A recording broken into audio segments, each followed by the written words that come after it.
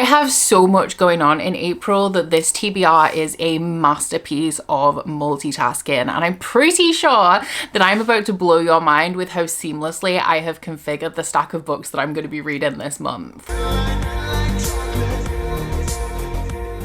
So I have three major things to consider in April. The biggest one is that I'm going to be in China for 2 weeks. So I am going on a Trover trip. This is Gavin's Trover trip from Gavin Reads It All. I do have my own Trover trips. I am running one to Zanzibar this July. If you would like to check it out, you have just a couple of months left to join us. Link is in description. But this one is Gavin's. We are going to Beijing and Xi'an. I'm not sure if I pronounced that correctly. And we've also tacked on a little excursion to Hong Kong. So I'm going to be away from home for 2 weeks. And Gavin has set us a reading prompt for that trip, which is to read a book by a Chinese author, inspired by Chinese mythology and legend, set in China, something along those lines. So I've taken that prompt and I have run with it. But the second thing that I need to consider for April is that it is Magical Readathon month. If you guys are unfamiliar with Magical Readathon, it is my favorite readathon. It is created by G from Book Roast, and it is this really immersive magic school readathon where you pick a calling, which is essentially like a career that you would like to go into. Mine this year is going to be demonologist. Gives you a list of courses that you need to study to go into that calling, and every course has a reading prompt that you have to fulfill to pass that subject. So last year I did necromancy and I passed it for the first time. In previous years I have gone with demonologist. I am nothing if not consistent,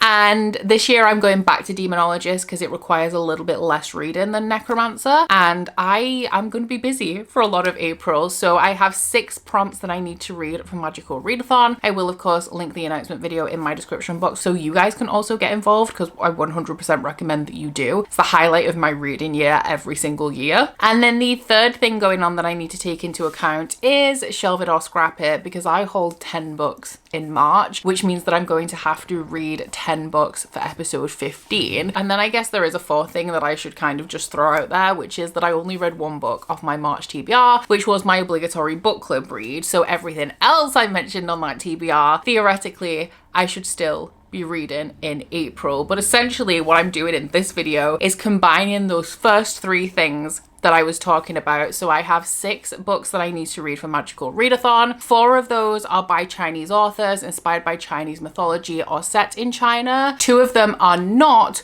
but all 6 of them are from the stacks. That is right, we are not doubling up here, we are tripling up to kill 3 birds with no stones, but 6 books, which in my opinion will do the job just as easily. And then I do have 1 book club book that I need to talk about, which will actually fit for a Magical Readathon prompt, although it's not one that I need for my calling, and I will be picking my April Patreon pick in this video. So we will start off with that book club book, which, thinking about it, I do not remember the name of it. I have put a hold on it in my library and I will be picking it up at some point soon, but I'm also going to be listening to the audiobook of Towers of Midnight by Robert Jordan / Brandon Sanderson, which is I think the 12th book in the Wheel of Time series. This is a chunker. It's a chunker. I'm not really sure how I'm going to get through it when I'm away until the 17th, but I think I have like a good like 9-10 days when I get back to really just hammer through it if I need to. But this is the penultimate book in the Wheel of Time series, which is really exciting. And if you guys are unfamiliar, it's an epic fantasy series that focuses on a classic struggle between the forces of light and dark. In this world, everything happens over and over again. The pattern of the world and the events are cyclical, but over time the world shifts towards the light or the dark. And we are following this age's dragon reborn, who is a pivotal figure in this battle between light and dark, as he comes to terms with his destiny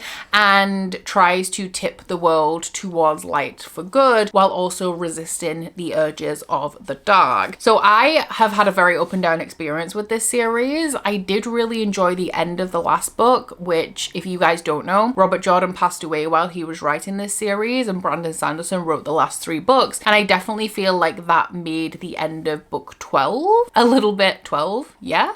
Is that right? Yes, The Gathering Storm was book 12. Towers of Midnight is book 13. So that helped to make The Gathering Storm, the end of The Gathering Storm, a little bit more dynamic. And so I'm a little bit more enthusiastic about going into book 13. Next up, I guess we will do my Patreon pick. I sadly smashed the jar that I was using. I'm really upset about it. But that means that we're back to this A Court of Mist and Fury mug, which as you can see is overflowing a little bit. But if you guys are unfamiliar with this, the Inner Circle members of my Patreon can each recommend a book that goes into this mug, and then every month I pull one out and I read it in the couple of months that follow. I have a little bit of a backlog at the minute, which means that I don't really have a preference of what comes out of here right now, because I'm probably not going to get to it honestly for like at least a month. But the April pick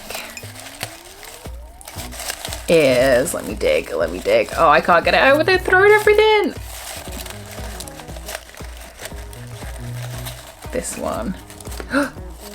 One fell, but I'm not gonna go for the one that fell. I'm gonna go for, oh, this one. 2 fell. Let me just scoop these up. So purple, I think, means that it was added in 2023. And this one is Shadow Kissed by Rebecca L. Garcia.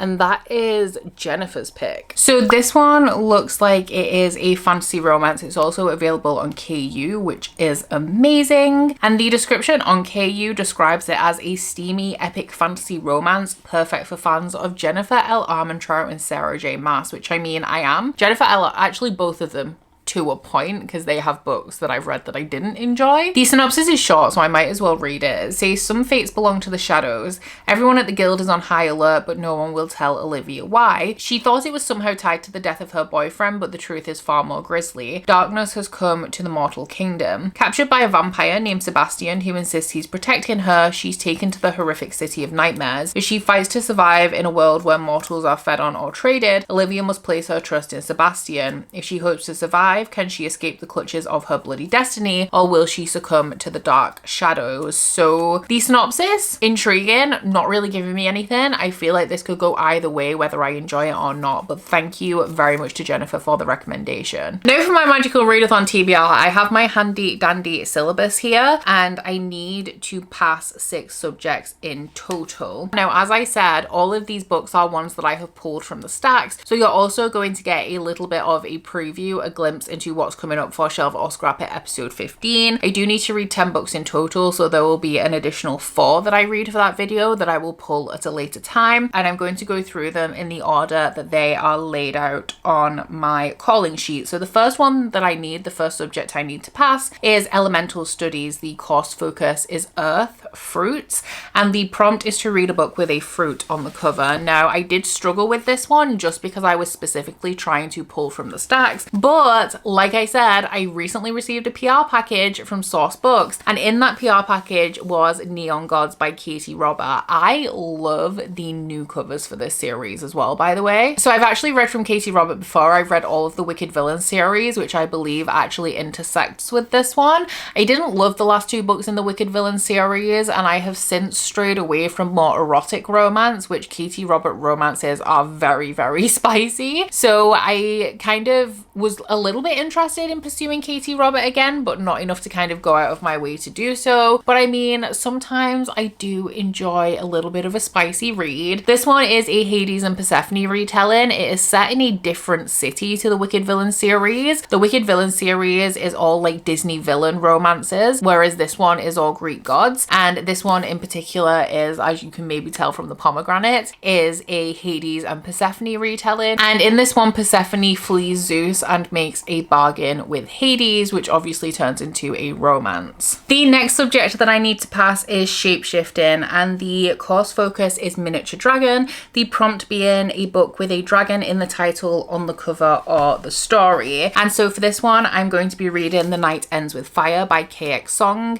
This will also probably be the first book that I read in the month, because the author, the little author description thing, biography, at the back says that KX Song is a diaspora writer with roots in Hong Kong and Shanghai, and Hong Kong is the first place on my itinerary. I don't know too much about the intricacies of the plot of the majority of the books that I'm going to be talking about today, because I picked them based on how well they fit prompts, but I do know that this one is a Mulan retelling. My next subject that I need to pass is spells and incantations. The course focus is spell, copy paste, and the prompt is to read a book that has a word in the title that is the same as a word from the last book that I read. So when I watched the announcement video for this, G said to take the book that you were currently reading at the time you were watching the video, and then one of those words had to be in the title of the book that you picked for this prompt. So the two books that I was reading when I watched the announcement video was To Gaze Upon Wicked Gods by Molly X Chang and also The September House. This was really difficult. You wouldn't think that it was, but it was really difficult to find a book in the stacks that had any of those words, even like two. I did have the in the September House, but I didn't want to go that easy. And so the only book that fit the prompt is Wicked Beginnings by L.A. Cotton. This is also one of my self-destructing books. And so I guess we're multitasking even more here. But this one is a contemporary romance that I picked up from the free table at the first Rare event that I went to. And so I don't really have any idea if I'm going to like it, but I'm pretty sure it's going to be on KU, which makes it really easy to take with me. And this one is about a 17-year-old girl who has to go and live with, I don't know if it's her father or her uncle. I think she moves into his pool house, and the guy who lives next door is somebody who she had a summer romance with the year before. So this obviously stirs up old feelings. My next subject is conjuration, and the course focus is locational summons. And the prompt for this is to use a random country generator and then read a book by an author from that country. This was difficult. I really wanted China to come up. That would have made my day. I was not that lucky, and I actually had to generate the countries 3 times because I got stuff like Tajikistan, Kazakhstan, I got the US Virgin Islands, just really tiny countries that were so difficult, where I just didn't have a single book at all that was by any author from these places. So on my 3rd try of generating 5 countries, because G said to generate 5 and then pick one, ironically in my last batch of countries that I generated, I got 2 or 3 where I could have easily found books by authors from that country, but I decided to go for Singapore because one of the authors on the list that I was considering for taking to China is actually Singaporean Chinese, which is Amber Chen, and the book is Of Jade and Dragons. So this one is also kind of a little bit of a Mulan retelling because it's following a girl whose father died, and she's really confused as to why she's pretty sure he was murdered, but she doesn't understand why because he pretty much kept to himself. He was an engineer, so she masquerades as her brother to infiltrate a engineering apprenticeship to get to the bottom of who is responsible for the death of her father. I also have to pass demonology. The course focus for this is banishing basics, and the prompt is to read a book with a missing person. This was also difficult. I went through my entire list of books by Chinese authors before I found one for this, which is The Teller of Small Fortunes by Julie Leong. This one is a little bit of a vibe switch from the rest as well because I think it's more of a cozy fantasy. So this one is about a fortune teller who travels the countryside in her wagon telling small fortunes. The reason why she does this, I think, is because she wants to avoid the consequences and the responsibility from giving people like life-altering fortunes. And while she's on the road, she encounters a mercenary and a thief who rope her into assisting them in their quest to find a missing child. And then the last subject that I have to pass is law. The course focus for this one is the Song of Ages, and the prompt is a musical term in the title, so a word that is associated with music. And for this, I have gone with Song of Silver Flame Like Night by Emily Wen Zhao, which is also another one of my self-destructing books because I have read a book by Emily Wen Zhao before and I really didn't like it. So this one is following a woman who lives in a colonized kingdom, and she has a mark on her arm that she doesn't know anything about, but it actually turns out to be an indication that she is somebody who can wield magic in a world where other magic readers don't really exist anymore. Amelie Wenzhou, I believe, was born in Paris but spent a lot of her life in Beijing. I think she grew up in Beijing. So I think that this is the next book that I'm going to prioritize after The Night Ends with Fire, because Beijing is the second location on my list. Now, this is my TBR, not including Towers of Midnight and also Shadow Kissed. I am aware that because I'm away for 2 weeks, even though I have a lot of long flights and a lot of traveling time, I'm also going to be really busy and also probably too tired to read a lot of the time. So while I have 4 books by Chinese authors on this stack, I'm probably not going to get to all of them. So if I could only get to 2 of these while I'm away, because I think I can do 2 books, then it is probably going to be these 2.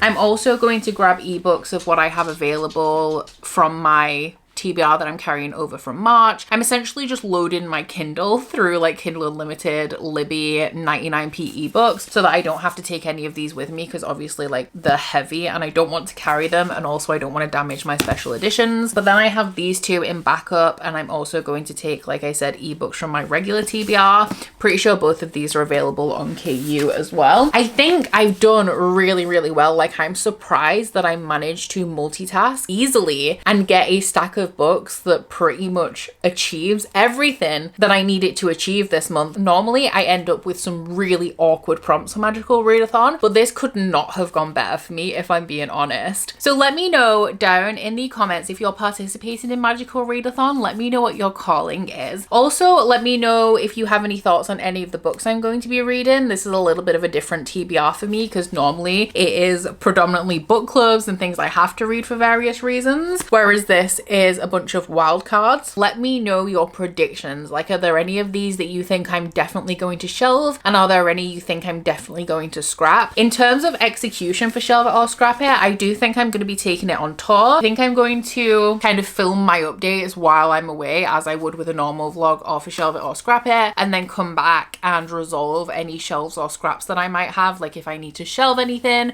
we will do like the whole reorganization portion when I get home. But yeah, I'm really excited actually for this next episode, and obviously to visit China. If you guys would like to let me know you were here but you don't feel like you have anything to say, then please leave me a lantern emoji for the Teller of Small Fortunes. But aside from that, guys, please don't forget to like this video if you liked it and subscribe if you wanna. If you head into my description box, you will find a link to my Goodreads, my Instagram and my Patreon if you would like to join me on any of those, as well as a link to my Trover trip to Zanzibar if you'd also like to join me there. There's actually only 5 spots left right now. But that is it from me today, guys.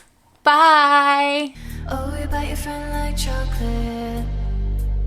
You say you'll go where nobody knows, with guns hidden under our petticoats. We're never gonna quit it, no, we're never gonna quit it, no.